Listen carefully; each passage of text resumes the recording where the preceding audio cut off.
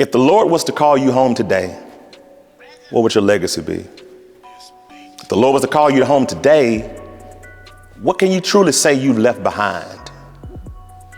Beloved, at the end of the day, none of us are here forever. And at some point, we have to start thinking about our legacies. When I think about the plight of Black America, I'm concerned, I'm a little worried, because I don't believe that many of us think long and hard about the future.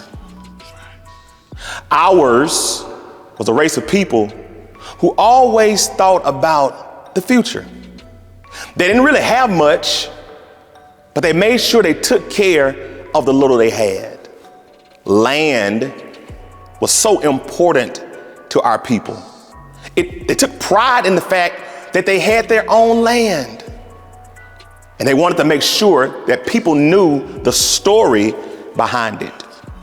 They didn't have much, but whatever they had, they told the story about it. They sought to pass it on. They sought to pass it down. Beloved, we're living in a different day now where people are so self-centered and they're so focused on me, myself, and I. But can I submit to us today that if the plight of Black America is going to change, we have to start thinking about our legacies. Which simply means we have to start investing now in the lives of those who are going to come along behind. What good is it for our young people to get something in their hand when they don't have something in their heads and their hearts? We must start telling the story of our history so that our history is not lost.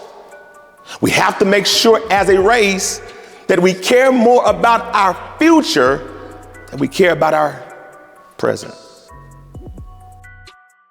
I mean, I'm not trying to beat us up, but I'm just suggesting today that perhaps we need to take a good hard look in the mirror and start thinking about those things that we once valued that we no longer value. Our faith, our families, our futures. Perhaps, just perhaps, the change that we're desperately looking for is already inside of us.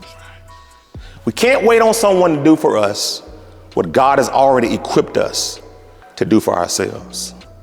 Check your value system. What drives you? What motivates you? What wakes you up every morning? What causes you to get out of bed?